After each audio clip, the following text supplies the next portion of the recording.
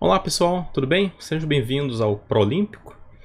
Espero que estejam todos bem de saúde, se cuidando adequadamente neste momento tão delicado pelo qual estamos passando.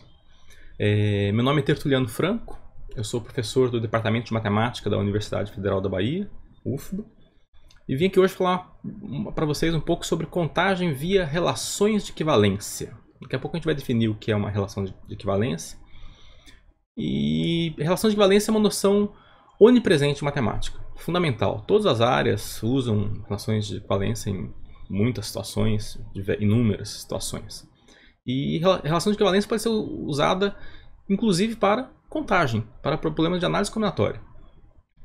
De fato, várias fórmulas clássicas que a gente vê no segundo grau, de combinação, de permutação com repetição, de permutação circular, são provadas usando relações de equivalência. Tá? Aqui, mais do que concentrar na prova da dedução dessas fórmulas tão comuns, né, no segundo grau, de combinação, etc., a mensagem aqui que eu quero passar para vocês é como usar a relação de equivalência para criar uma fórmula de análise combinatória, que é a ideia da Olimpíada. Né? Na Olimpíada você não vai chegar a aplicar uma fórmula pronta para resolver um problema. Não é essa a ideia. Você vai ter que desenvolver alguma coisa ali para poder vencer aquele desafio. Você vai ter que criar alguma coisa, ter uma ideia, vai ter que perseguir uma ideia, desenvolver uma ideia para chegar numa fórmula, resolver o seu problema de contagem. Tá bom? Então, vamos começar tirando o meu vídeo aqui para ocupar menos espaço na tela, tá bom? Então, tirei meu vídeo. E a primeira coisa a fazer, vamos falar um pouquinho sobre permutações e também fixar um pouco de notação que a gente precisa aqui, tá bom? Então vamos... Deixa eu... Então, se x é um conjunto, digamos, um x é um conjunto A, B, C, conjunto composto aí por essas três letras, a gente vai denotar, em geral, né, a cardinalidade do conjunto x, ou seja, a quantidade de elementos, por módulo de x, né? Essas duas barrinhas, são barrinhas de cada lado. Isso daqui vai denotar para a gente cardinalidade. Então, no caso, se x é o conjunto ABC, ele tem 3 elementos, tá bom? E por P de x, a gente vai denotar o conjunto de todas as permutações dos elementos de x, ou seja, o conjunto de todas as listas ordenadas de elementos de x. Então, no caso aqui do conjunto x composto por ABC, as permutações possíveis são ABC. A gente costuma denotar a permutação como entre parênteses separados por vírgulas, né? Então, ABC, qual seria a outra permutação? Seria... Nota que a ordem importa. Seria ACB. Outra permutação seria BAC. Outra permutação seria BCA. Outra permutação seria CAB. E outra permutação, a última, seria CBA. Essas são todas as permutações de 3 elementos do conjunto X. E a cardinalidade do conjunto das permutações, ou seja, a quantidade de permutações possíveis, é igual a 6. Podem ver, né? São 6 aqui em cima. Que não por acaso é igual a 3 vezes 2 vezes 1. Né? Porque esse 3 aqui é um número de maneiras de escolher a primeira entrada da permutação. São 3 elementos, você tem 3 possibilidades para a primeira entrada. Uma vez escolhida a primeira entrada, A, B ou C, para cada um desses casos, A, B ou C, você tem sempre 2 possibilidades para a segunda entrada. Porque você já escolheu uma, não pode repetir. Né? Permutação é uma lista ordenada dos elementos sem repetição. Tá? Sobram 2. E para a última entrada, você já escolheu a primeira e a segunda, resta uma única alternativa. Você escolheu A e B, a terceira entrada tem que ser C. Você escolheu A, depois C, a terceira entrada tem que ser B. Tudo bem? E de modo geral, se x é um conjunto de cardinalidade n, se x tem um conjunto com n elementos, então a quantidade de permutações de x é igual a gente vai ter n escolhas para o primeiro elemento, vezes n menos 1 para o segundo, vai descendo, até a última, 2 vezes 1, que é o que a gente convenciona chamar de n fatorial. Tá? É só uma notação. Então, por exemplo, 3 fatorial é 6, né? A primeira vez que eu vi um n fatorial, eu era criança, eu lembro ainda. Abri um livro, acho que era combinatória, não sei. E tinha lá um n fatorial, achei que fosse n, fosse uma exclamação, mas não era, era o n fatorial. Tá? Então n exclamação é o n fatorial, que denota esse produtório aí, de maneira enxuta, curtinha de escrever esse produtório. Do n vai descendo, n vezes n-1, vezes n-2 até 1. Claro, se for 2 fatorial é 2 vezes 1, se for 1 fatorial é 1. Tá joia? Outra maneira de escrever permutação é sem parênteses e sem vírgulas também. Né? Também é muito comum escrever assim. Depois escrever com permutações sem usar parênteses e sem vírgulas, porque é mais econômico. ABC, a outra permutação seria ACB, a outra seria BAC, a outra seria BCA, a outra seria CAB e a outra seria CBA. Tá? Mas nem sempre é possível utilizar essa notação daqui, né? Então, por exemplo, se a gente utilizar, se x fosse o conjunto dos dígitos de 0 a 10, por exemplo, você poderia ter algo assim. Então bem, enfim, são vários objetos aqui, mas aqui no começo podia não ficar claro, né? Será que isso daqui é igual a o 1, o 10 e alguma coisa? Ou será que isso é o 11, 0 e alguma coisa? Então, essa notação é ambígua nesse caso, então não é adequada. Tudo bem? Mas no caso de ABC, por exemplo, como não tem dúvida, a gente pode dispensar os parênteses e as vírgulas. Tá? Fica mais enxuto. Matemática é sempre assim. Sendo mais enxuto, mais econômico, melhor. Mais fácil para a gente escrever as coisas e pensar as coisas. Tá bom?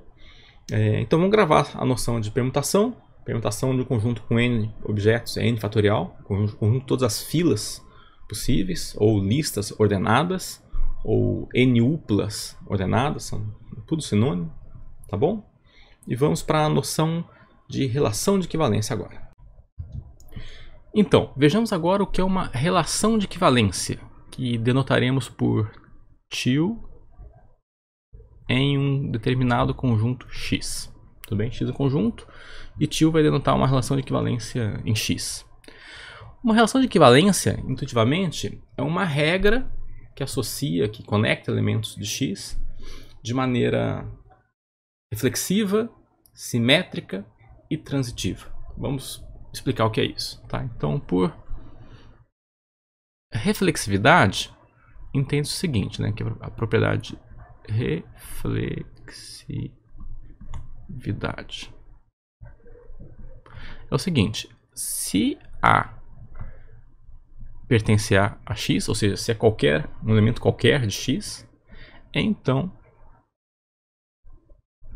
A está conectado a A. Mas a gente não fala conectado. Quando é uma relação de equivalência, a gente fala equivalente. Então, se A pertence a x, então, segundo essa regra, A é equivalente a si próprio. A segunda condição é a chamada simetria. Simetria. Se A está conectado a um certo B, e aqui está implícito que A e B são elementos de x. Eu não vou ficar repetindo isso o tempo todo. São sempre elementos de x. Se A e B são dois elementos de x que são equivalentes, então se A é equivalente a B, então B é equivalente a A. Essa é a simetria. E a terceira condição é a transitividade. Transitividade, que é a seguinte condição: se A é equivalente a um certo B e esse B é equivalente a um certo C, então A é equivalente a C. E parece algo um pouco abstrato, mas na verdade relação de equivalência é uma coisa que acontece o tempo todo em matemática. Com certeza você já usou relação de equivalência sem perceber. A igualdade é uma relação de equivalência, né? Se um número é sempre igual a si próprio, então a igualdade é reflexiva. Se A é igual a B e B é igual a C, então A é igual a C. Então a igualdade é simétrica. Desculpa, se A é igual a B, então B é igual a A. Então a igualdade é uma propriedade simétrica. E se A é igual a B e B igual a C, então A é igual a C. Ou seja, A igualdade é uma relação de equivalência. Existem muitas outras, por exemplo, geometria, congruência, né? Triângulos, por exemplo. Um triângulo é congruente a si mesmo. Se um triângulo ABC é congruente a outro triângulo EDF, então EDF também é congruente a ABC e por aí vai. Tá joia? É uma coisa... Relação de equivalência é algo que parece com uma igualdade. Sim, intuitivamente. Tá bom? Deixa eu dar um exemplo aqui a seguir. Então, vejamos um exemplo. Deixa eu passar para o próximo slide. Então, consideremos o conjunto X dos nomes Maria, João, Hugo, Francisco, Ana e Otto, com a seguinte relação de equivalência, ou seja, estamos definindo uma relação de equivalência. Então, diremos que A é equivalente a B, onde A e B são elementos do X, ou seja, são alguns desses nomes. Se A e B têm a mesma quantidade de vogais. Portanto, Maria, então, por exemplo,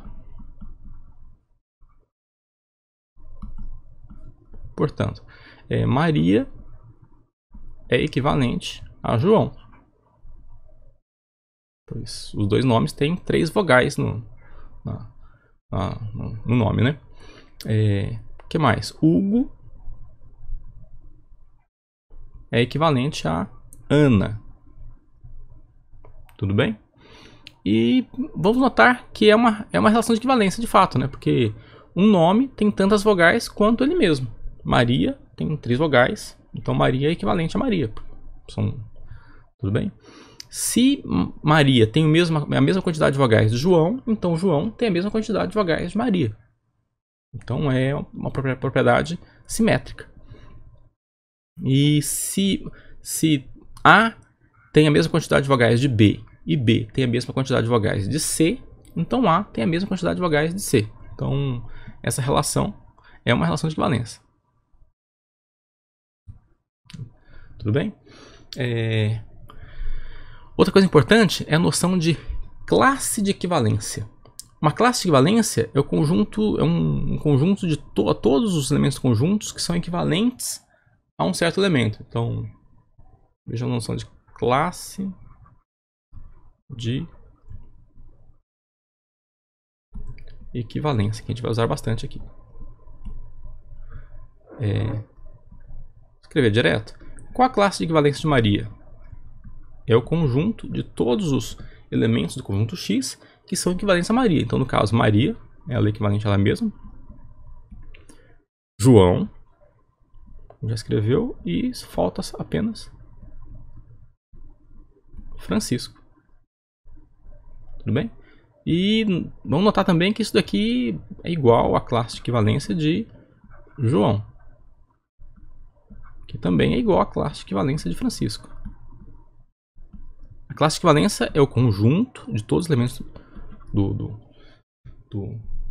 X que são equivalentes a um dado elemento. Então, tanto faz a gente pegar Maria, João e Francisco. A classe de equivalência vai ser a mesma. Vai ser Maria, João, Francisco. Esse grupo de pessoas equivalentes. Equivalentes nesse sentido, né? Pessoas não são equivalentes, mas no sentido da quantidade de vogais. Ok? E um fato importante é que as classes de equivalência particionam o conjunto X. É fato da vida, né? Então, fato da vida. É fácil de provar, mas eu não vou fazer aqui. Fato da vida.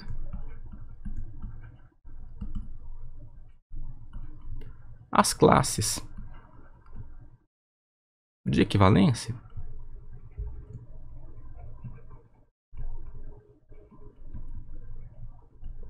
particionam, já vou explicar o que é particionar, particionam o conjunto X. O que é uma partição? Uma partição é um conjunto de subconjuntos disjuntos, quer dizer que não tem interseção, a interseção é vazia. Então você tem aqui o conjunto X, vou representar assim. Então é um conjunto de subconjuntos do X, não vazios, cuja união é o conjunto X. Então, no caso, o x aqui pode ser, nesse caso aqui, apenas duas classes de equivalência. Quais são? A classe de equivalência Maria, João e Francisco e a outra classe de equivalência que é Hugo, duas vogais, Ana, duas vogais, Otto, duas vogais, né? E a outra classe de equivalência é Francisco, João e Maria. Essa que a gente escreveu. Então, a gente pode escrever aqui Maria, João e Francisco. Ai, que letra feia. Ana, Otto e Hugo. Tudo bem? Então, x pode ser escrito como a união desses dois subconjuntos. Maria, João, Francisco, unido a Hugo, Ana e Otto.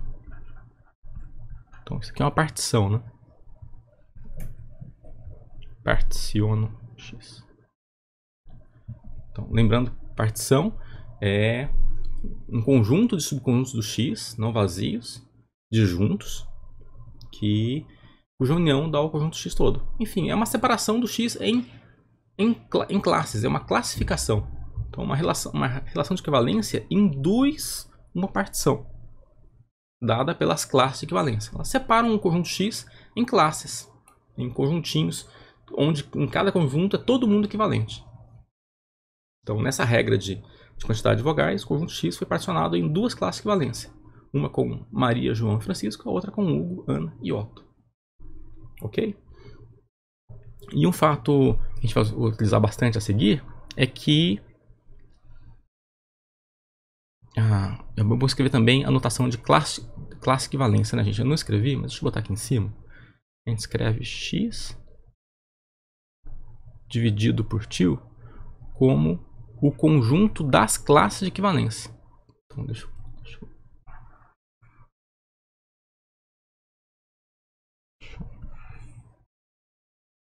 ficou um pouquinho torto, né? Mas tudo bem. Acho melhor. Melhor escrever, né? Então, pera aí. Então, uma classe de equivalência é Maria,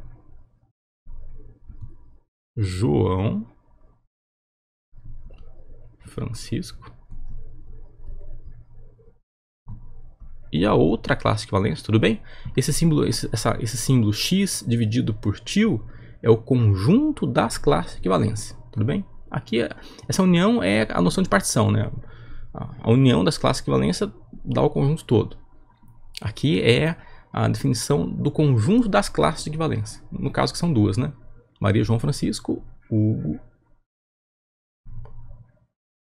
Ana e Otto. São duas classes de equivalência. Ok? E um fato importante, qual a relação entre a cardinalidade do x dividido por n, ou seja, da quantidade de classe de equivalência do x e vamos chamar de k. K é a cardinalidade de cada classe de equivalência, né? K. No caso aqui é 3, né? Então, qual a relação entre esses três? A gente pode ver que a quantidade de classe de equivalência é a cardinalidade do conjunto todo dividido por k, onde k é a quantidade de elementos em cada classe de equivalência, supondo que todas as classes de equivalência têm a mesma quantidade de elementos, que nem sempre acontece. Nesse caso aconteceu, né? Foi 3 e 3, né? Uma classe de equivalência tem 3 nomes, Maria, João, Francisco, e a outra classe de equivalência também tem 3 nomes, Hugo, Ana e Otto. Então, nesse caso, k é igual a 3. Tá? E a quantidade de classes de equivalências é 2, né? E 2 é 6 dividido por 3. Tudo bem? Então eu vou só repassar isso daqui. É o que a gente acabou de falar. Seja x um conjunto finito com uma relação de equivalência til. Se todas as classes de equivalência têm k elementos, todas têm a mesma cardinalidade, têm k elementos, então a quantidade de classes de equivalência, isso é a quantidade de classes de equivalência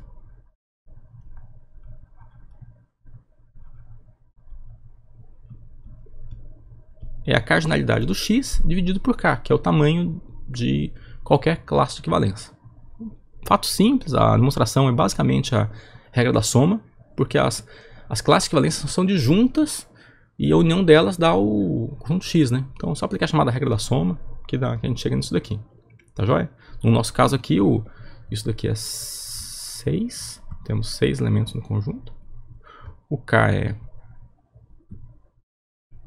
2. Desculpa, o k é 3. Né? K é 3.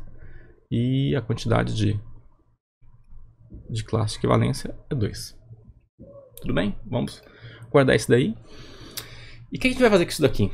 Essa ideia, apesar de muito simples, vocês vão ver que é bastante útil em contagem. A ideia é a seguinte: dado um problema de combinatória, a gente vai construir um conjunto x que é um pouquinho maior do que o que a gente quer contar. Depois a gente vai construir uma relação de equivalência, onde cada classe de equivalência corresponde a uma possibilidade do problema original. E vamos aplicar essa proposição. Tudo bem? Essa é a filosofia do que a gente vai fazer daqui a pouco. Assim, de quantas maneiras a gente pode pintar um poliedro, alguma coisa assim. Tá? Diretamente é mais difícil, então a gente conta algo maior, mas mais fácil. Provavelmente tem a ver com permutação, algo assim. Depois a gente cria uma relação de equivalência,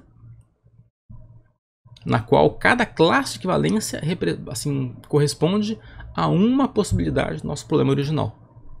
E daí a gente aplica essa proposição para calcular a quantidade de classes de equivalência. Ok? Vamos lá. Vejamos então uma primeira aplicação dessa ideia de relação de equivalência. Problema: quantos são os anagramas da palavra tatu? Para começar, o que é um anagrama? Um anagrama é uma permutação das letras de uma palavra, que pode fazer sentido ou não. Por exemplo, um anagrama da palavra servil é a palavra livres. De fato, são palíndromos, né? Servil, lido ao contrário, nos dá livres, curiosamente. Mas não precisa fazer sentido. Por exemplo, outro anagrama da palavra servil seria S, R, V, L, I, E, por exemplo, que não faz sentido, não é uma palavra no dicionário. Então, anagrama é uma permutação qualquer da palavra que pode fazer sentido ou não. Ok? Então, quantos são os anagramas da palavra tatu? Bem, a gente pode fazer isso de maneira intuitiva, sem usar a relação de equivalência, mas nossa ideia é usar o tempo todo a relação de equivalência para entender bem a técnica e poder aplicar essa ideia de relação de equivalência em problemas mais avançados. Tudo bem? Então, esse problema aqui muita gente resolve com um argumento simples, diferencia os t's, depois divide por 2 e pronto. Mas nossa ideia é usar a relação de equivalência para problemas futuros. Então vamos fazer isso daqui, esse problema simples, com relação de equivalência. Então o nosso primeiro passo é criar um conjunto x. Então o conjunto x, vou chamar o conjunto x das letras T1 a T2U. Então pode ver que a gente está diferenciando os dois t's. Os dois t's são idênticos, mas no conjunto x não. É T1 e T2. Tudo bem? E vamos criar agora... Vamos criar uma relação de equivalência em P de x, no conjunto das permutações de x. Tudo bem? Só para ilustrar, né? Pode ser T1 a T2 U, T1 a T2 U, T2, T1 a U, T2, aqui é um, e por aí vai, né? Eu não vou listar todos não aqui. Quantos são? Só para lembrar, né? Sendo... Como x tem 4 elementos, x tem 4 elementos, né? Tatu tem 2 t's repetidos, mas a gente diferenciou esses 2 t's no conjunto x. Então x é um conjunto de 4 elementos, então o conjunto das permutações de x, são 4 elementos, é igual a 4 fatorial, que é 24. Tudo bem? Qual vai ser essa relação de equivalência no conjunto px? Lembrando que aqui é uma permutação, né? Eu estou desconsiderando os parênteses e as vírgulas, né? Porque aqui não precisa, né? Que a gente falou no começo. Então diremos, estamos definindo, né? Estamos criando uma relação de equivalência, diremos que A é equivalente a B, onde A e B são dois elementos do P de X, são duas permutações, tudo bem? Diremos que duas permutações são equivalentes se... E eu vou explicar com palavras, é mais fácil e mais intuitivo do que escrever formalmente. Se as entradas, se as respectivas entradas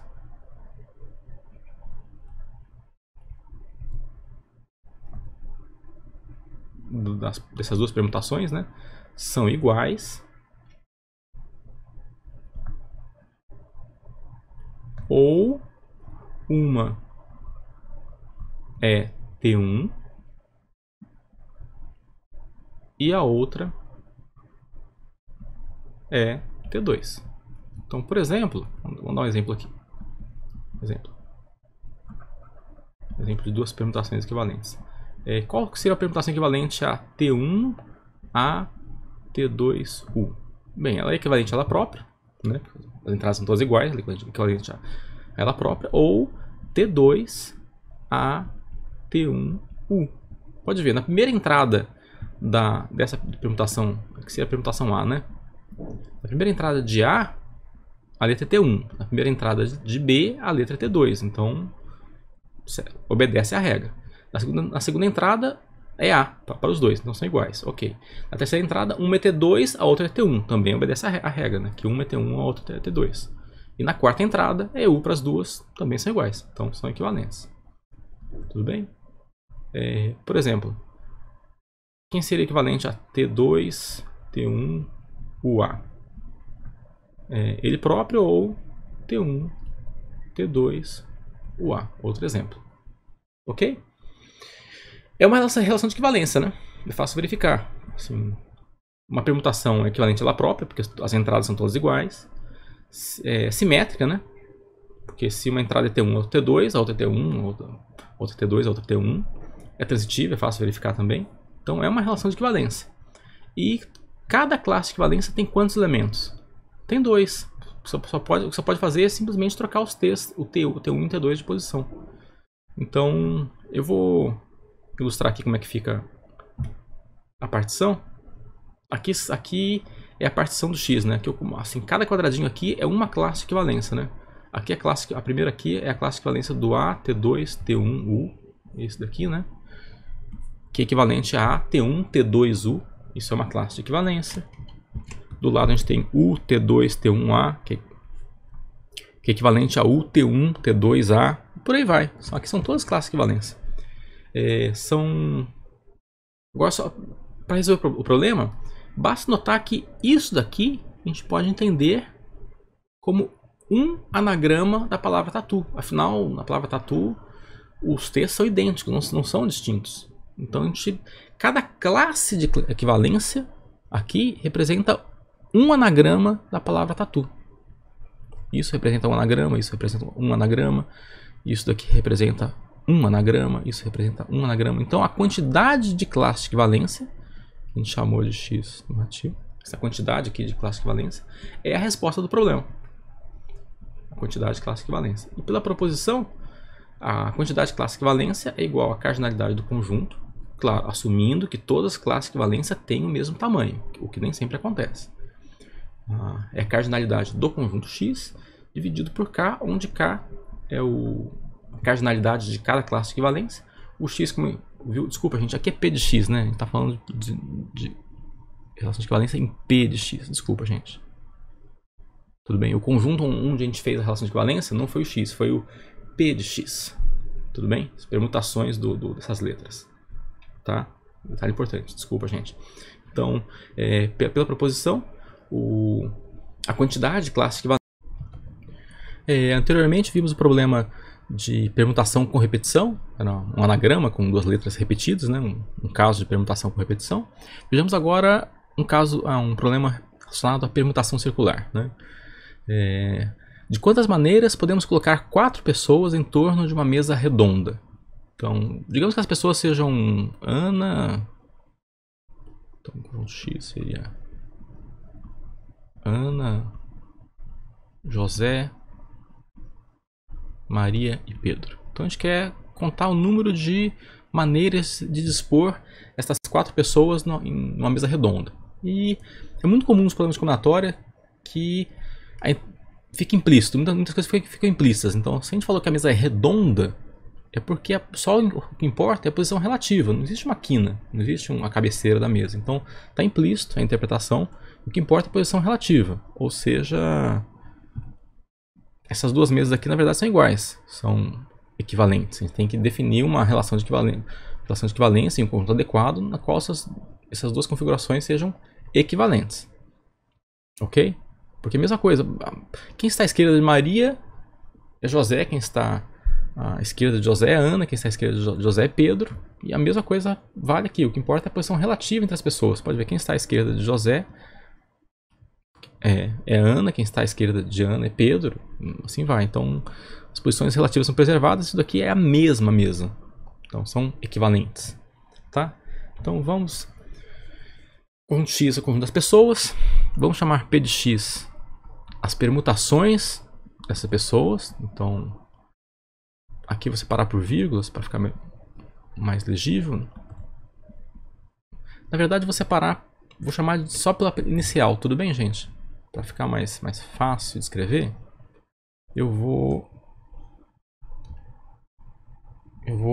utilizar apenas a inicial de cada nome, tá? Então, vou chamar isso daqui, na verdade, de A, J, M e P, porque as iniciais são distintas, então fica unicamente determinado, tá bom? E P de X são como das permutações, então A, J, M, P, A, J, P, M, não vou escrever todos aqui, tudo bem? E lembrando que a quantidade de permutações de um conjunto com 4 elementos é 4 fatorial, como antes. Tudo bem? E nesse conjunto P de X, várias configurações são equivalentes, né? Qual vai ser a relação de equivalência aqui? Então, diremos, definição, estamos definindo, né, uma relação de equivalência. Definição, diremos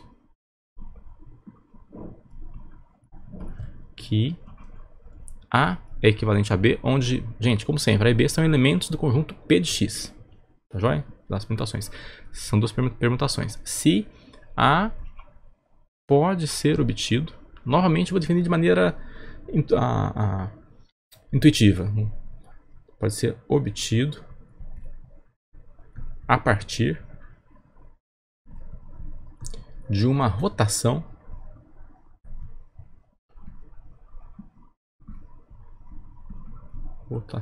de B. Então, por exemplo, o que eu quero dizer com rotação, né? Por exemplo, AJMP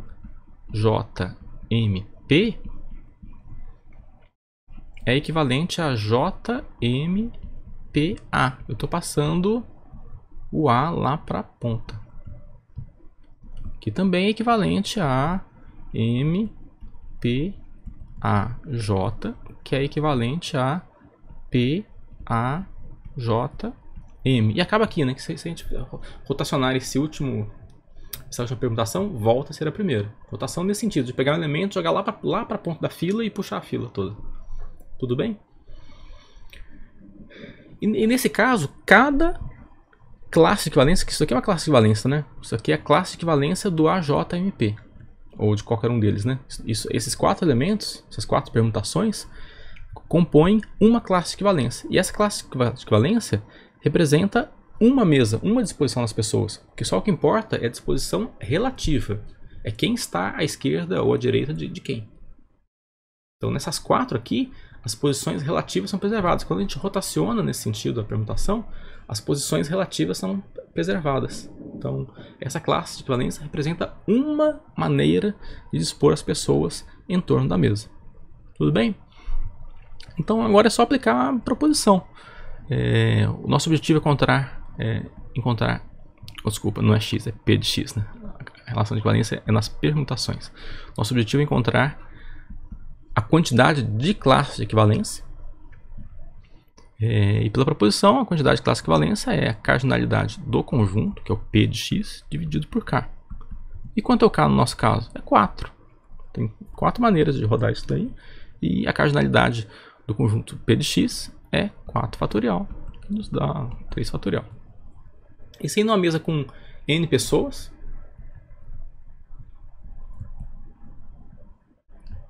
se a mesa tivesse n pessoas, daí pelo mesmo argumento a gente obteria que o conjunto de classe equivalência é n fatorial, que seria a quantidade de permutações, dividido pela quantidade de elementos em cada classe equivalência. Com n pessoas, você pode rotacionar n vezes, dá n, que dá n menos 1 fatorial, né? É isso aqui, você pode escrever assim, né? Porque n fatorial é n vezes n menos 1 até 1 dividido por n, daí esse n cancela com esse n, né? E nos dá o n menos 1 fatorial. Ok? Só a seguir, deixa eu ilustrar as classes equivalência. Essas são as classes equivalência, né? A gente tem aqui a classe equivalência do JAPM, João, Ana, Pedro, Maria. Aqui são todas as rotações. Aqui é uma classe equivalência, apresenta uma disposição relativa, ou seja, uma maneira de dispor as pessoas em torno de uma mesa redonda. Aqui representa outra maneira de dispor as pessoas em torno da mesa redonda. Aqui outra, aqui outra, aqui outra, aqui outra.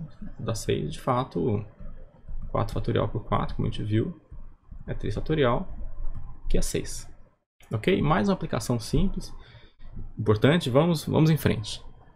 Joia? A seguir, vejamos o seguinte problema. De quantas maneiras podemos pintar as faces de um dodecaedro regular usando 12 cores distintas sem repetir cores? Ok? Então, soa como um problema de permutação circular, mas não é uma mesa. A gente tem uma geometria aqui do dodecaedro no problema.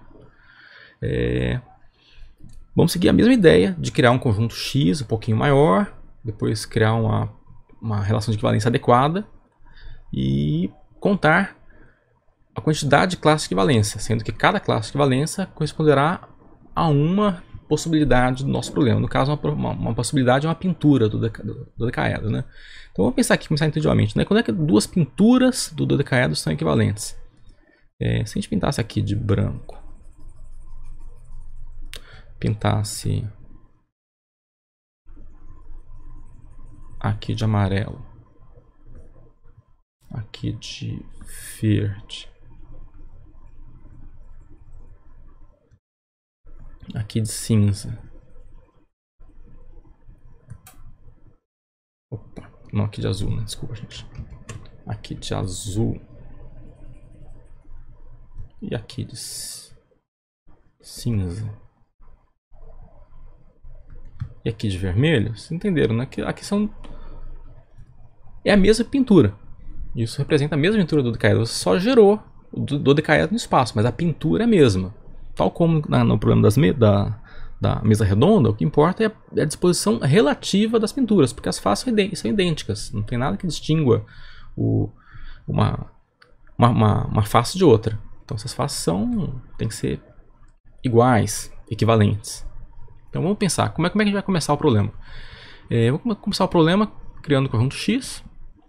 O conjunto então, X vai ser das 12 cores. Então a gente tem a cor C1 até a cor C12, são 12 cores. Tudo bem? P de X é o conjunto das permutações dessas 12 cores. Ok? E a gente sabe que a cardinalidade P de X é 12 fatorial, né? São permutações de 12 objetos. A gente tem 12 possibilidades para o primeiro, 11 para o segundo, 10 para o terceiro, por assim vai. São 12 fatorial permutações possíveis. Mas muitas são equivalentes. Por exemplo, aqui, isso daqui tem que representar duas permutações equivalentes. Tá aí, como é que a gente escreve isso, né? Qual vai entrar em qual na hora de rodar o dodecaedro? Então, escrever em detalhes qual é a relação de equivalência é mais complicado do que parece, mas não é necessário, porque na proposição, a quantidade de classe de equivalência é igual à cardinalidade do conjunto, desculpa, gente, é P de X, né? A gente vai fazer a relação de equivalência no conjunto das permutações. Isso é a quantidade de elementos no P de x. O x na proposição é o P de x pra gente agora, né? O x é um conjunto qualquer. No caso, a gente está pegando o P de x lá na proposição inicial, dividido por k, onde k é a cardinalidade. É a cardinalidade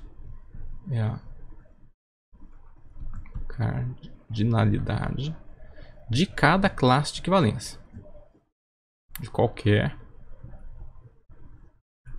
classe de equivalência. Então o ponto aqui é que para aplicar a proposição e contar quantas são as classes de equivalência, a gente não precisa saber com profundidade qual é a relação de equivalência. A gente precisa apenas saber quantos elementos cada classe de equivalência tem. É sutil, a gente não precisa saber escrever com muitos detalhes qual é a relação de equivalência. Porque aqui é complicado. Quando você gira o dodecaedro, uma face vai na outra, quem vai em qual? Quando é que duas permutações de 12 elementos correspondem a um movimento rígido do dodecaedro no espaço? Não é tão trivial, dá trabalho isso. Por outro lado, dá trabalho, mas não é necessário. Só que a gente precisa saber é quantos são os elementos em cada classe de equivalência. Ou seja, de quantas maneiras a gente pode girar um dodecaedro no espaço. Tudo bem? Porque aqui foi que eu desenhei aqui, foi uma maneira de girar o dodecaedro. A gente pegou e rodou assim em torno dessa face daqui, a gente rodou 72 graus para um lado. Tudo bem? A gente rodou aqui no sentido horário. Tá bem? Mas tem muitas outras rotações, né? A gente pode, e essa face branca não precisaria ser preservada. A gente podia encaixar essa face branca no lugar da face azul, daí todo mundo ia girar diferente. Tudo bem? A questão é, quantos são os elementos em cada classe de equivalência das rotações movimentos do dodecaedro no espaço? E para o movimento do dodecaedro no espaço, estou entendendo o seguinte, estou entendendo que está pegando o dodecaedro e levando nele mesmo. Porque se a gente pegar o dodecaedro no espaço, vai pensar assim, que é infinito. Não, a gente está pensando assim, você está pegando o dodecaedro da posição inicial e encaixando ele nele mesmo, levando uma face em outra posição, possivelmente. Mas levando face em face. Então, quantas são? Bem, aqui em torno da face branca, a gente tem 5 rotações, né? A gente pode rodar 5 rotações. Só que essa face branca poderia ter sido levada em qualquer outra face. A gente poderia pegar essa face branca e levar na face vermelha. A face vermelha iria parar lá atrás. A face amarela podia parar não sei onde, mas a posição relativa seria preservada. Então a gente tem 12 fatorial, que é a quantidade de permutações dos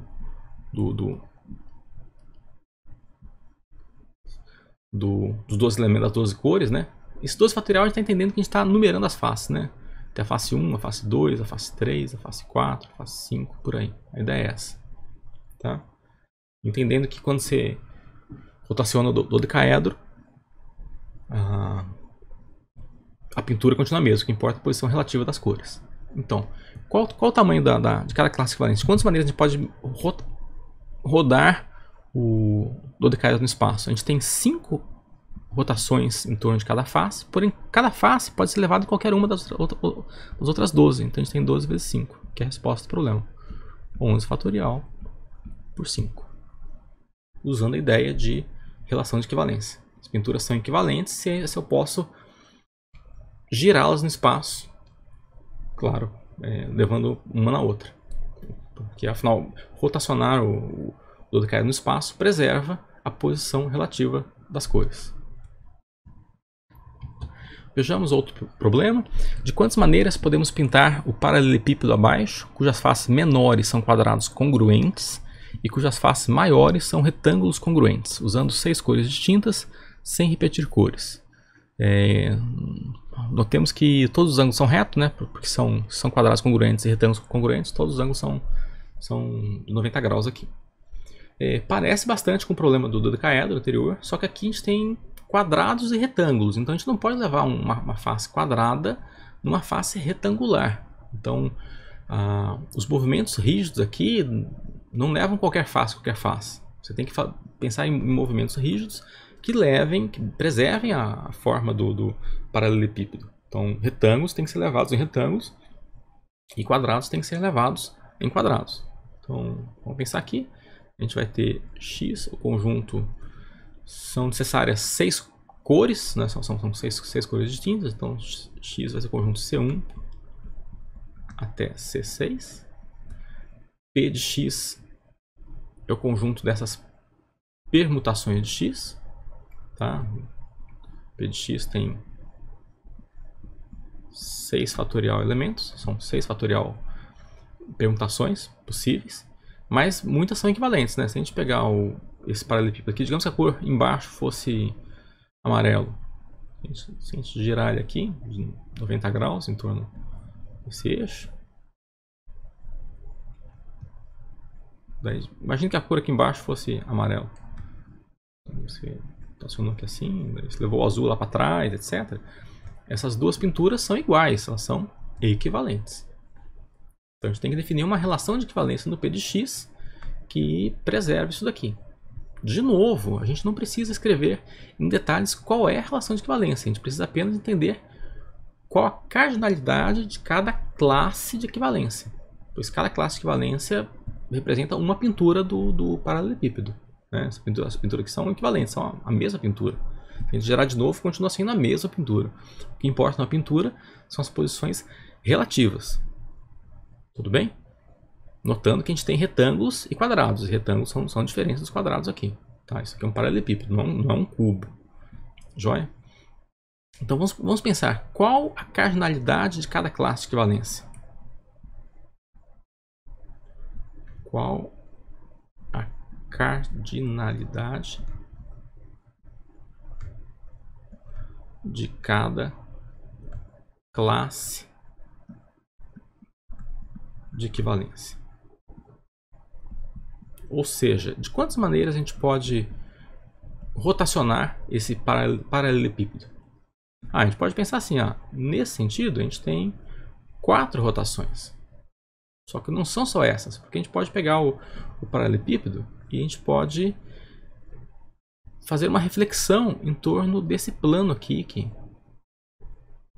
de um plano que corte aqui isso que a gente fez é reflexão em torno desse eixo, né? A gente pode fazer uma reflexão em torno desse plano que corta aqui o paralelepípedo, levar essa face lá atrás e essa face para cá. Então, a gente tem 4 movimentos de rotação em torno do eixo que passa pelo centro dos quadrados. Mas a gente pode fazer essa reflexão também, fazer uma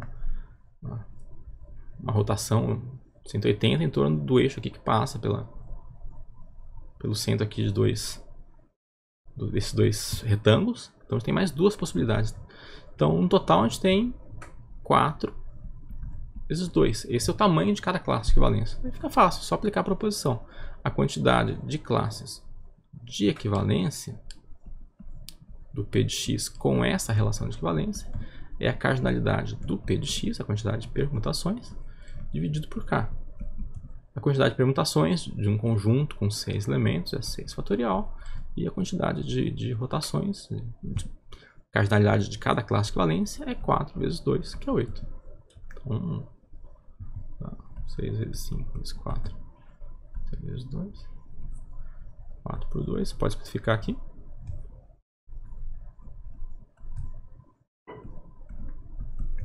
A gente tem 30 vezes 3, 90 possibilidades. Ok? Então, estão vendo que a geometria importa em cada problema. As simetrias, né? A geometria do poliedro e as suas simetrias importam aqui. No próximo problema, vejamos. De quantas maneiras podemos pintar as faces do prisma oblíquo, de base hexagonal abaixo, se estão disponíveis 8 cores, sem repetição de cores? Tudo bem? Então, parece bastante similar com o paralelepípedo. Qual seria a diferença aqui? Aqui, a gente tem que tomar o seguinte cuidado, que as faces não são congruentes. As faces laterais aqui não são congruentes. Quer dizer, as opostas, essa daqui, ó, essa azul aqui é oposta com a correspondente lá de trás. Essa verde daqui deve ser correspondente, congruente com a lá de trás, mas não são todas congruentes entre si. Então, qual a simetria aqui? Qual o tamanho de cada classe de equivalência? O problema é similar ao anterior, né? X, seu conjunto, quantas são 8 cores? Então, a cor 1 até a cor 8. O P de X é o conjunto das permutações, essas 8 cores. Que tem 8 fatorial elementos. E a questão é quantas são as classes de equivalência no conjunto das permutações, considerando que duas permutações equivalentes representam a mesma pintura. Então, vou dar um exemplo aqui. Quando é que duas pinturas são iguais? Essa é a questão, né? Porque se a gente passar o azul para cá, o verde para cá, desculpa, o vermelho para cá, mantendo o amarelo em cima, o amarelo aqui em cima, e não sei, talvez tenha havido uma outra cor, um roxo aqui para trás, o roxo que estava aqui atrás, digamos. Essas duas pinturas não são equivalentes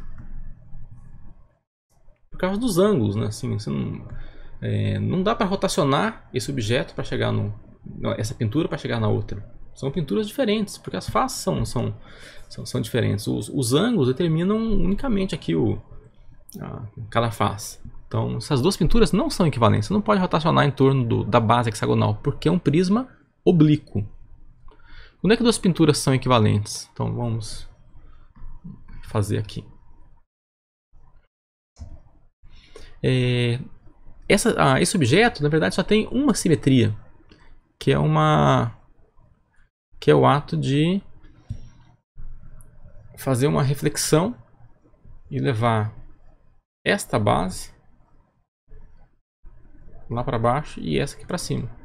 Essa inversão. Girar esse giro de 180 graus aqui do prisma oblíquo de base hexagonal. Então, na verdade, cada classe de equivalência tem tamanho 2 apenas. Então, logo como resposta, aplicando novamente a proposição, a quantidade de classe de equivalência é a cardinalidade do conjunto 8 fatorial dividido por 2 somente. Tudo bem? Vamos em frente. Então vejamos agora quantas peças tem um jogo de dominó. Bem, para quem joga dominó, sabe de cor que são 28 peças. Mas vamos resolver este problema usando a noção de relação de equivalência. Ou seja, vamos criar um conjunto X um pouco maior do que a gente quer. Depois criaremos uma relação de equivalência nesse conjunto X, onde cada classe de equivalência corresponderá a uma possibilidade do problema, ou seja, a uma peça do jogo de dominó. Cada classe de equivalência representará uma peça do jogo de dominó. Estará em objeção com as peças do jogo de dominó. Então vamos começar definindo o conjunto X, o conjunto dos pares ordenados A1, A2, tais que, esses dois pontinhos aqui, tais que, A1 e A2, ambos, pertencem ao conjunto 0, 1, até 6. Note que X não é um conjunto de permutações, porque aqui tem repetição. Você tem a peça 0, 0, bucha, tudo bem, então pode ter repetição. Você pode ter 0, 0, 1, 1, 2, 2, então não são permutações. Vamos pensar agora, qual vai ser a relação de equivalência que a gente vai criar no conjunto X? Bem, esse desenho aqui tem que ser representa a mesma peça que este outro desenho. São a mesma peça, esses desenhos são equivalentes. Representam a mesma peça. Essa peça aparece apenas uma vez no jogo de dominó, o 0, 1, né? Então, diremos, vamos definir a relação de equivalência, diremos que A1, A2 é equivalente a B1, B2 se A1 igual a B1 e A2 é igual a B2, ou é esse caso desenhado aqui, né? Invertido. Ou o A1 é igual ao B2 e o A2 é igual ao B1. Né? Por exemplo,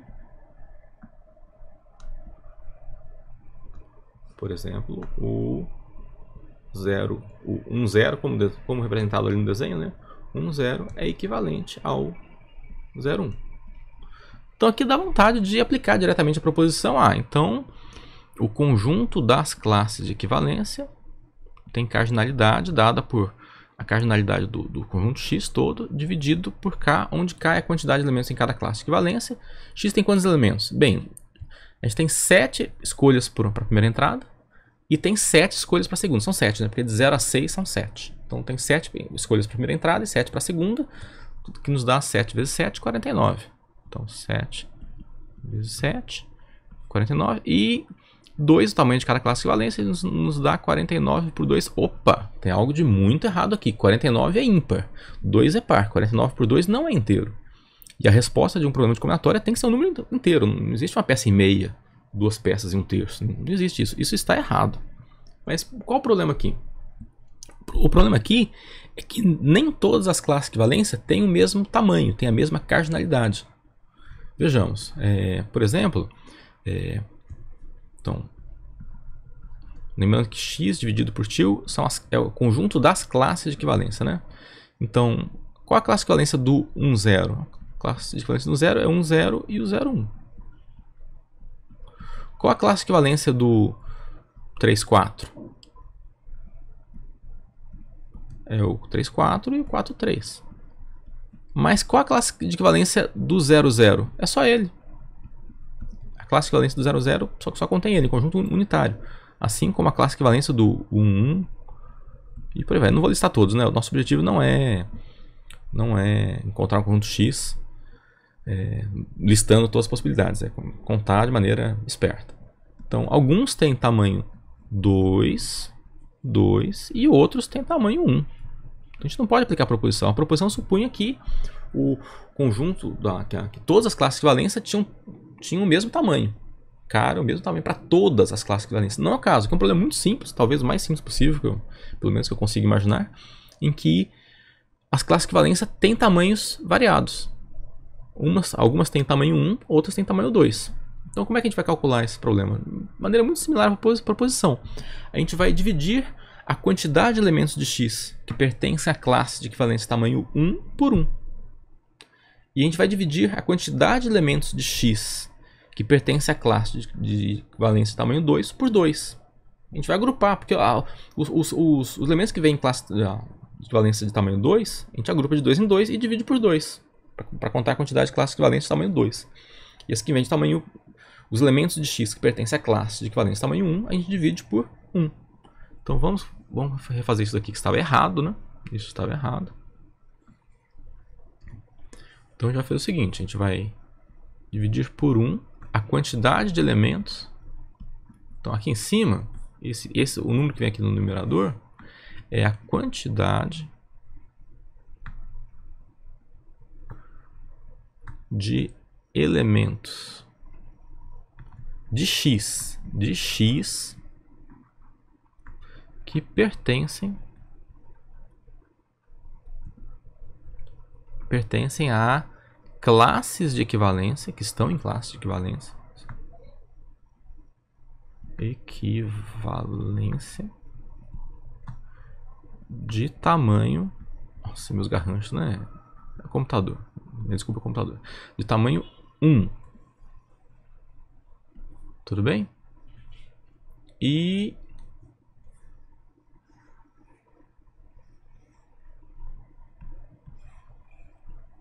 no outro numerador,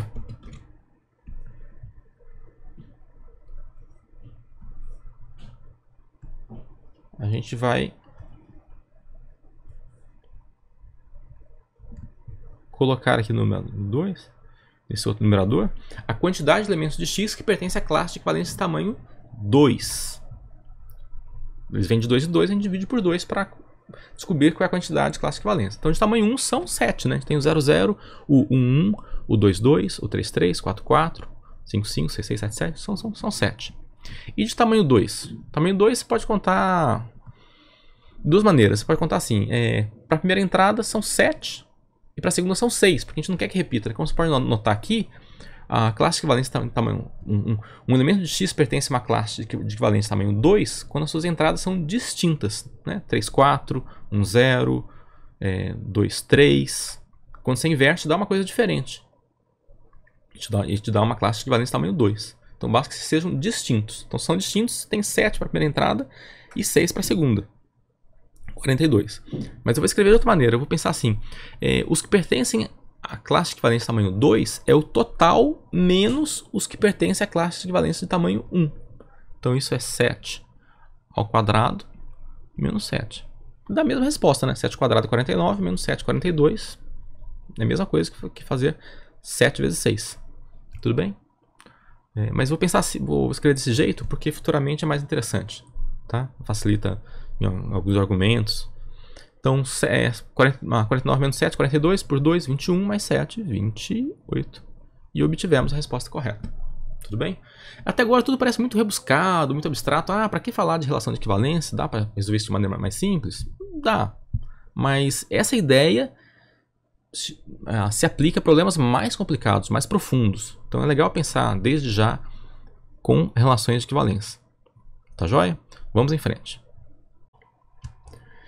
Vejamos o próximo problema.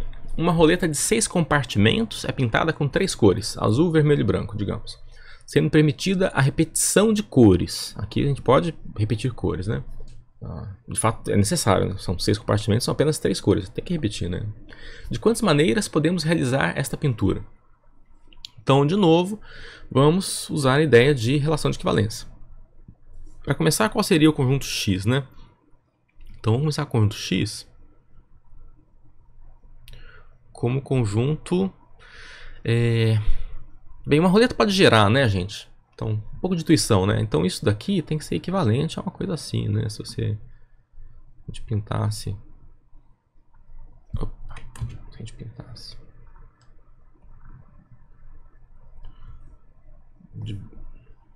Por exemplo, isso daqui...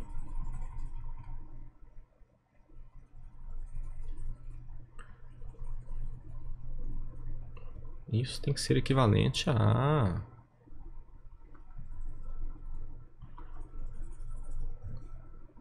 isso daqui. Tal qual no problema da mesa redonda, o que importa é a posição relativa das cores. Então esses dois desenhos representam a mesma pintura da roleta. A roleta gira, né? Então essa pintura e essa são a mesma pintura da roleta. São dois desenhos que representam a mesma pintura. Então a ideia aqui é numerar. A gente começa numerando-as como se tivesse número, né? 3, 4, 5, 6. Então a gente vai considerar o conjunto das listas com 6 entradas, né? C1 até C6. Tais que cada uma dessas entradas pertence ao conjunto. E eu vou chamar, para ficar mais sucinto, em vez de azul, vermelho e branco, vou chamar de azul, A de azul, V de vermelho e B de branco. Tudo bem? Esse é o conjunto X. E qual a relação de equivalência que a gente vai considerar aqui? Bem, tem que ser essa da rotação. É parecido com a mesa, né? Então parece bem inocente, né? Então diremos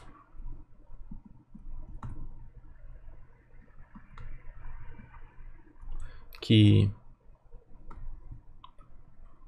A1 até A6 é equivalente a B1 a B6, onde A1, essa lista com 6 elementos e essa outra lista são elementos do X, né? Está implícito. Diremos que A1 a 6 é equivalente a B1 B6 se B1 até B6 pode ser obtido, tal qual na mesa redonda, né? Pode ser obtido a partir de uma rotação de A1 até A6. Tudo bem? Então, exemplo. Vamos dar um exemplo aqui. Exemplo. O azul, azul, azul, vermelho, azul, azul é equivalente a rodar isso daqui, né? Então seria equivalente a azul, azul, vermelho, azul, azul, azul. A gente fez uma rotação. Esses dois pares aqui, eles representam o segundo par representa uma rotação de 60 graus ou menos 60 graus, né? Depende de como você convencionar a rotação do anterior. Tá joia? Então esses dois pares aqui são equivalentes. São diferentes no x, mas são equivalentes nessa relação de equivalência que a gente acabou de definir. Tá joia? E nosso objetivo, como antes, é contar a quantidade de classes de equivalência. E tal como no problema do dominó, aqui as classes de equivalência não têm todas o mesmo tamanho. Então a gente vai ter que estudar, pensar quais são os tamanhos possíveis das classes de equivalência. Tudo bem? Vamos começar pensando como é que seria uma classe de equivalência de tamanho 1 nesse caso. Então eu vou... tá claro, o X é o conjunto dessas listas de seis entradas, onde cada entrada é uma cor, né? Ou azul, vermelho, branco, A, V ou B. E a relação de equivalência é essa. Duas listas são equivalentes, e uma pode ser obtida a partir de uma rotação da outra, ou duas rotações, né? Então, aqui também é equivalente a, por exemplo, V, A... Aqui tem que rotacionar mais vezes, né?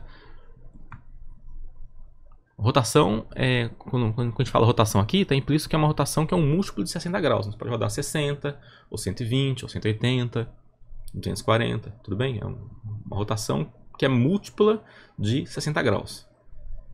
Ok. Tá joia?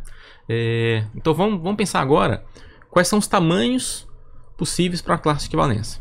Então, vamos pensar qual o caso mais simples possível. O caso mais simples possível é a classe de equivalência de tamanho 1, né? Tá joia? Então, deixa eu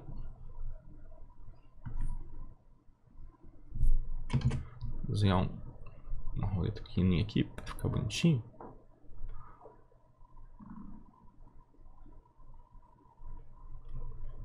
Tá joia? E eu vou...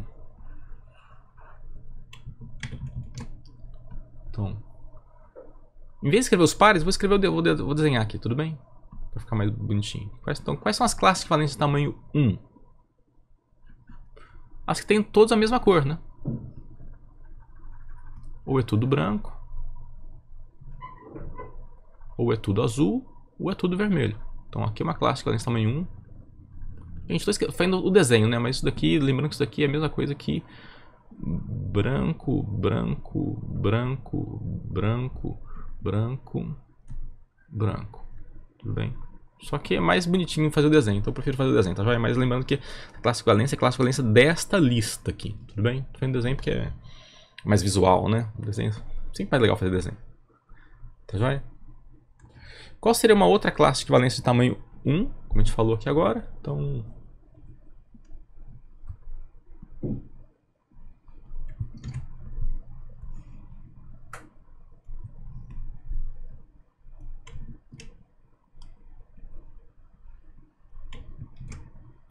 de tamanho 1 são apenas essas três, né? Tudo com a mesma cor. Então, a outra é toda vermelha.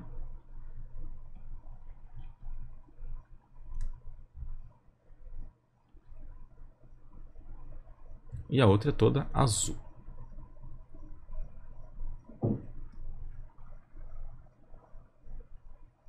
Então essas são as classes equivalentes de tamanho 1. São todas elas. E de tamanho 2? Bem, 2 a gente tem que pensar num tipo de lista, né? Tô fazendo desenho, mas não sei o que é lista, né? Esse tamanho 2, a ideia é que girando uma vez a lista, né? O desenho, vire um desenho diferente, mas girando novamente volte a ser o primeiro. Porque se a gente gerasse o segundo aqui, esse segundo, e não desse o primeiro, o tamanho da classe de equivalência seria pelo menos 3. A gente não quer, a gente quer encontrar o padrão para que a classe de equivalência tenha tamanho 2. Então vamos pensar um exemplo aqui. Então se aqui tem uma cor vermelho, quando você gira, vamos pensar já no sentido horário, essa cor vem para cá.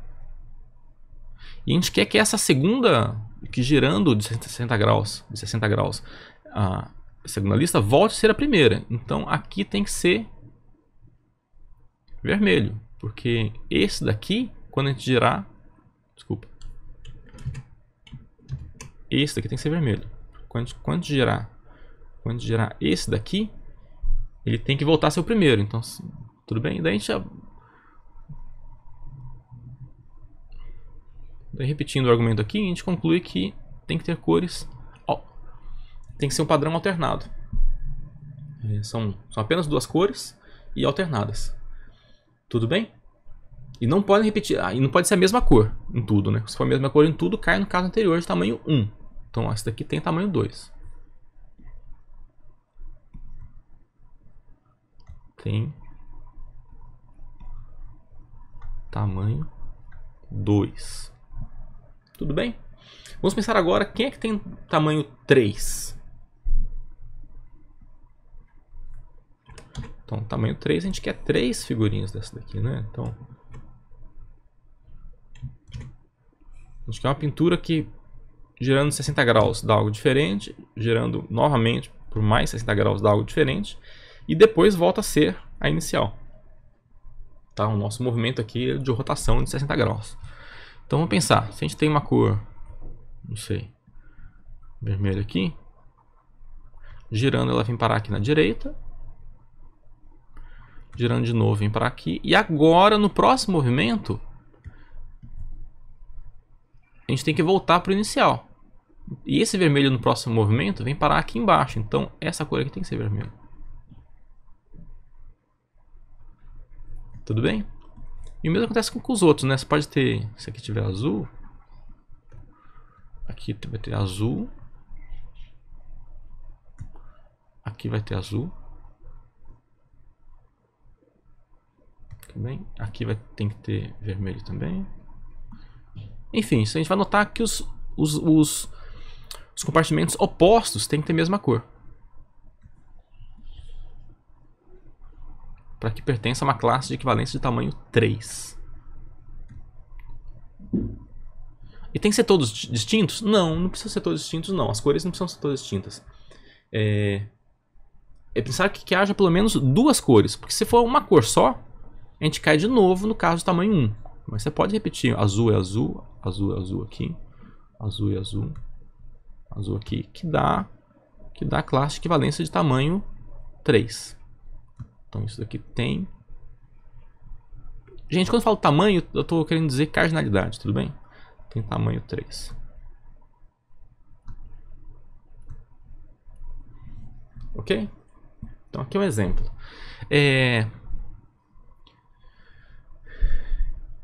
E fica como exercício para vocês pensarem que o tamanho da classe de equivalência tem que ser um divisor de 6. Tudo bem? Não pode ser nem 4, nem 5. Tem que ser um divisor de 6. Tá joia? Fica como exercício para vocês pensarem, refletirem sobre isso. Mas tem que ser um divisor. Então, os divisores de 6 são 1, 2, 3 e o próprio 6. Tá? Então, vamos dar um exemplo aqui de tamanhos, do tamanho 6.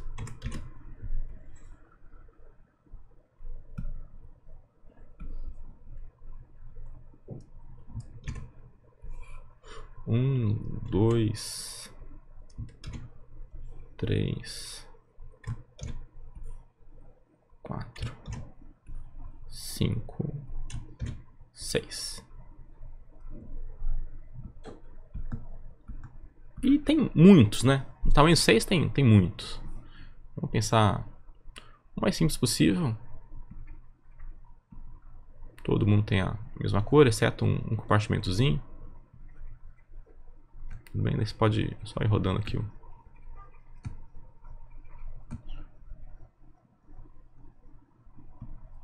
Tá. Mas tem muitos. Tamanho 6 tem muitos, gente. Gente, tamanho 3 também tem vários outros, tamanho 2 tem vários outros, tudo bem? A gente só listou todos os casos possíveis no tamanho 1. Nos outros a gente só exemplificou, só deu alguns exemplos. Tá? Então ficou claro aqui, né? Aqui é tudo branco, aqui azul, só num compartimento. Joia? Aqui. Então esse daqui é um exemplo de classe de equivalência de tamanho 6.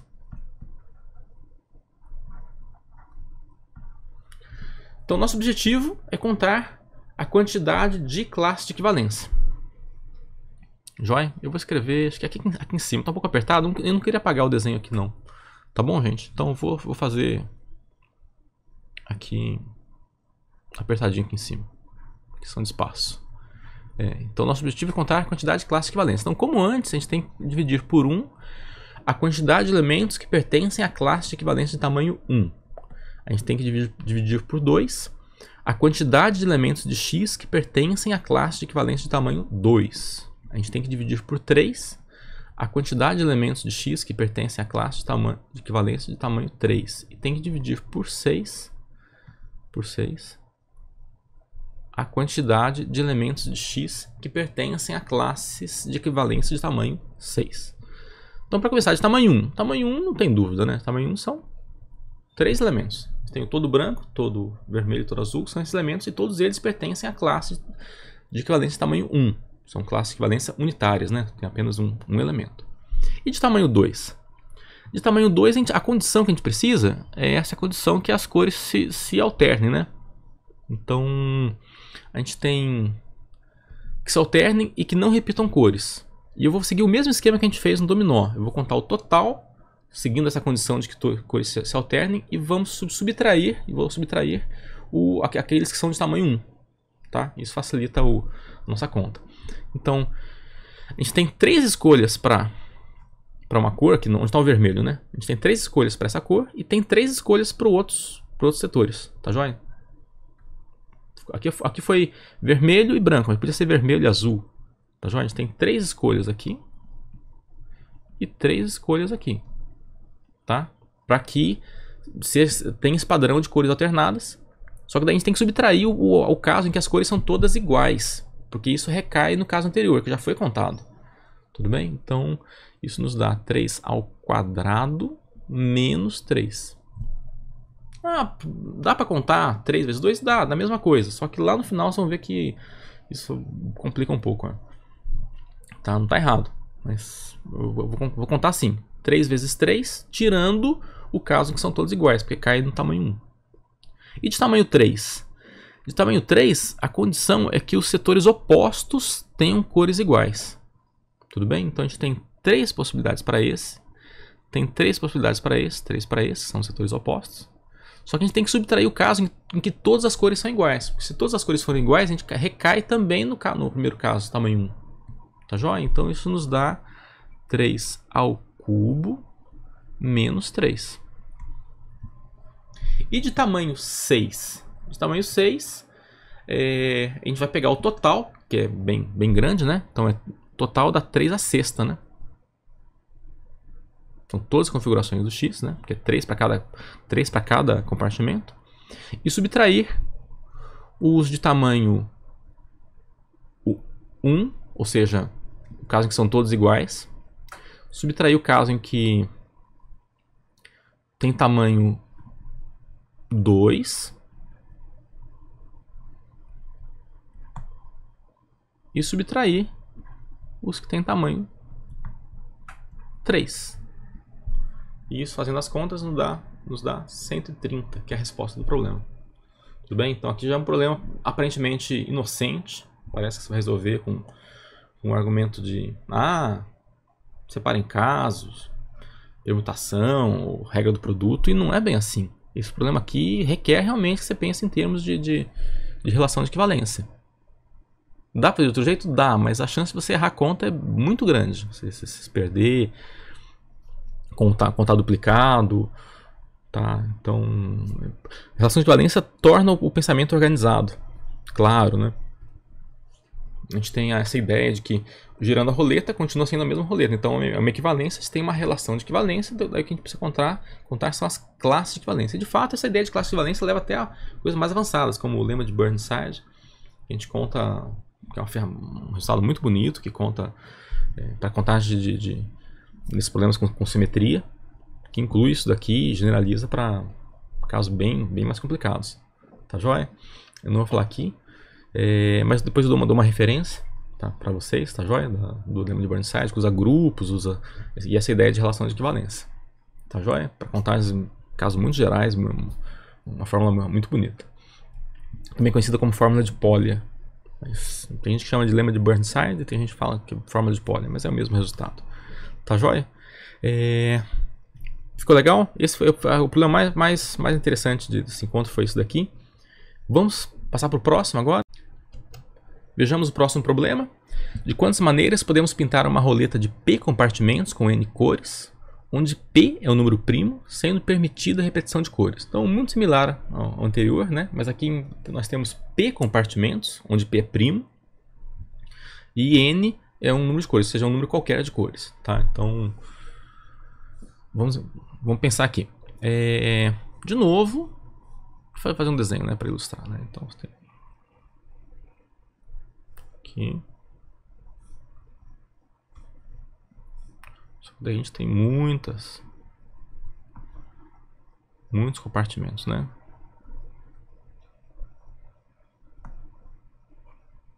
Só para ter uma ideia aqui.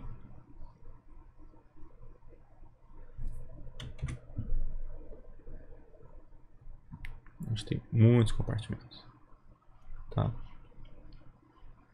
Quantidade arbitrária de compartimentos, desde que seja um número primo. Essa quantidade de compartimentos aqui é um número primo. E a gente tem N cores, tá? Então, quem vai ser o conjunto X que a gente vai usar para criar uma relação de equivalência, onde cada classe de equivalência representa uma pintura da roleta, né? Então, X vai ser o conjunto das... São P compartimentos, então são P uplas, né? É uma lista com P entradas, que são P compartimentos. Então A1 até AP, onde cada,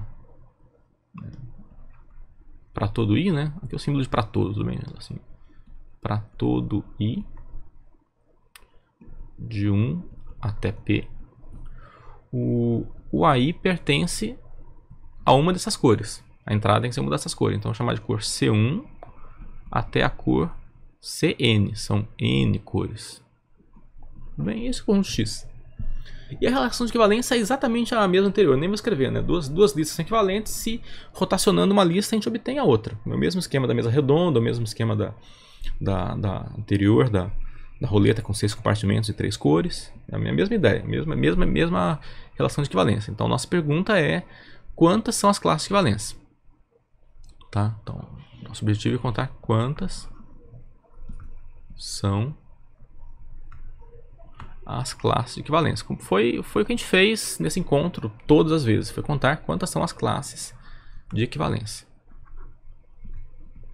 Então, vamos analisar quais são os tamanhos possíveis para uma classe de equivalência. Tá?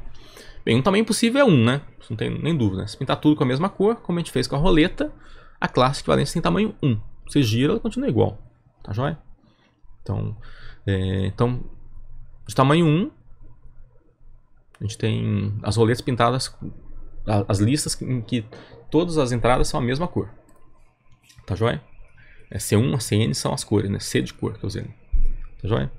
E quais são outros tamanhos possíveis? Aqui que vai entrar o fato de P ser primo. Olha só. Vamos mostrar que as classes equivalentes têm tamanho 1 ou P. Não pode ter o tamanho possível. Vamos analisar aqui. Ó. Digamos que fosse vermelho, né? Uma coisa assim, né? E vamos supor, por absurdo, ou seja, vamos supor que a gente conseguisse mostrar que isso vai chegar em algo esquisito. Algo que não pode ser. Logo, de onde a gente partiu estava errado, né? Então, vamos supor, por absurdo, que existisse alguma classe de equivalência de tamanho que não fosse P. Então, olha só, tá joia? Fosse menor do que P. Então, girando K vezes, onde esse K é menor do que P, a gente voltaria para a mesma pintura, né? Então, girando, sei lá, K vezes, a gente chegaria na mesma pintura. Não sei que cores tem aqui no meio, não importa, né? É só para ter uma ideia. Mas daí girando... Opa, se esse vermelho girou, esse vermelho foi cair nesse vermelho. Agora, girando de novo essa quantidade de K vezes aqui, tem que repetir de novo. Então, o que a gente conclui é que se tivesse uma classe de equivalência de tamanho K, então a gente poderia separar os compartimentos do compartimento da roleta em grupinhos de tamanho K. Mas isso é absurdo, porque P é primo. Se fosse possível separar os P compartimentos em grupinhos de tamanho K, então se fosse possível,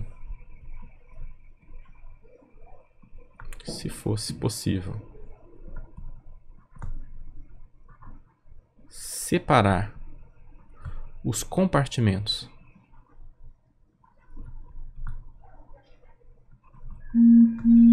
em grupos de tamanho K,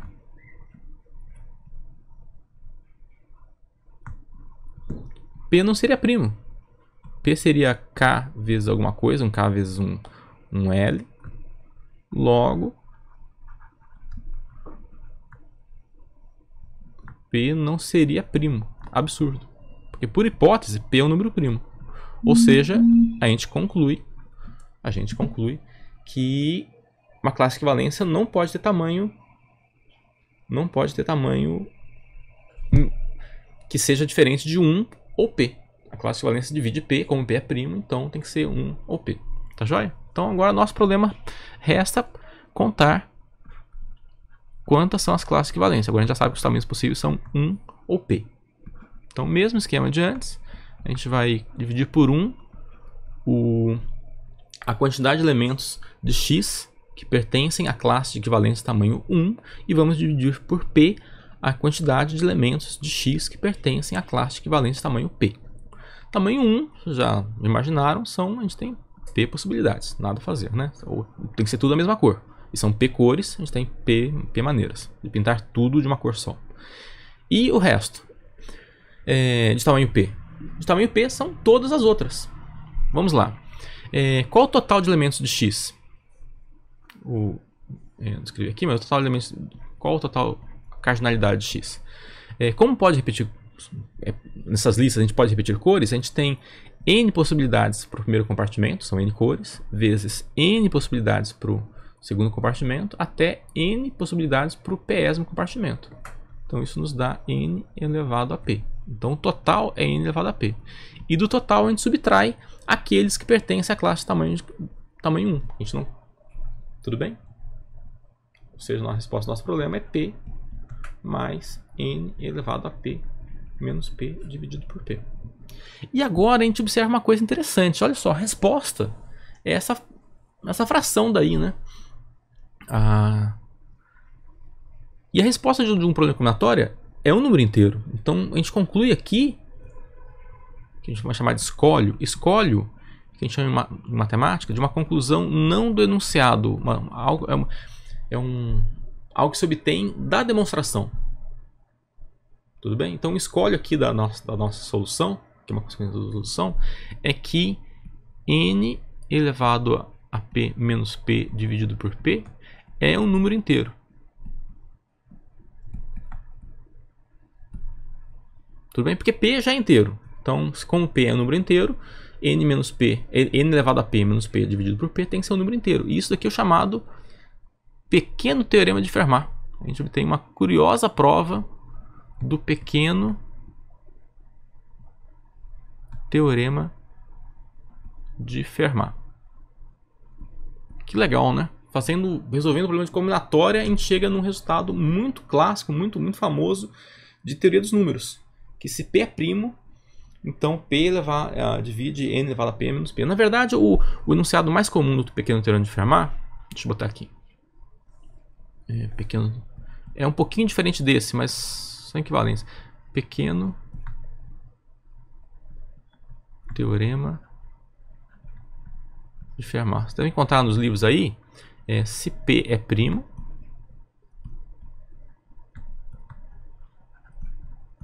então P divide N elevado a P menos 1, menos 1. Divide esse número daqui. Opa, não foi o que a gente obteve aqui. Aqui a gente obteve E... desculpa, P' e P não divide. E P não divide. Tudo bem, gente? Que é o símbolo de não divide. E P não divide N. Então...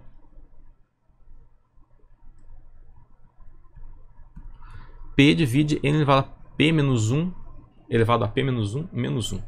Tá? Então, parece um pouquinho diferente, mas é a mesma coisa. Porque olha só, a gente concluiu que aqui no nosso resultado, a gente concluiu que P divide N elevado a P menos... gente, aqui é N, né? Eu fiz errado. Desculpa, gente. A gente tem N cores.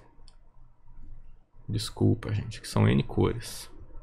Acontece nas melhores famílias. Tudo bem, gente? São N cores, a gente tem N roletas possíveis. Eu fiz errado isso daqui, tá joia? Acontece, ninguém viu. Vai ficar registrado no YouTube para sempre, mas é a vida. Tá joia? N elevado a P menos N. N elevado a P menos N, você pode botar o N em evidência, né? Então é N vezes N elevado a P menos 1 menos 1.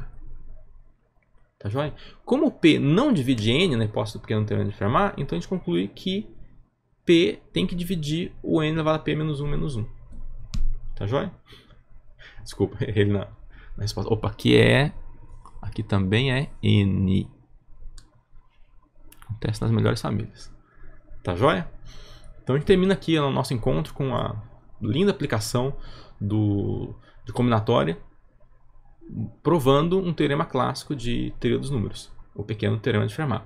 Nos exercícios eu deixo para vocês provarem o teorema de Wilson, que também é um resultado conhecido de combinatória. Tem lá um problema de... um resultado conhecido de teoria dos números, tem lá um problema de combinatória, bem legal para vocês fazerem. E após encontrar a resposta do problema de combinatória, vocês vão deduzir o teorema de Wilson. Está na lista de exercícios. Tá joia? Para finalizar, faço aqui dou aqui uma referência. Vai sair logo mais pela coleção Matemática Universitária do IMPA. Esse livro que eu escrevi sobre princípios de combinatória e probabilidade. Livro de graduação, mas dá até para ler assim, estando no segundo grau. Boa parte dele não precisa de pré-requisito algum. Tá joia? Tem isso daí de relações de equivalência. Tem também o lema de Burnside, que comentei, que usa grupos para fazer essa contagem em casos envolvendo simetria, uma forma super bonita e muito mais. Tá joia? Então fica aí a minha sugestão, deve sair nas próximas semanas. Esse livro está sendo impresso já, está para ser publicado. Então, obrigado, gente, e se cuidem. Espero vê-los numa próxima oportunidade. Um abraço. Tchau, tchau.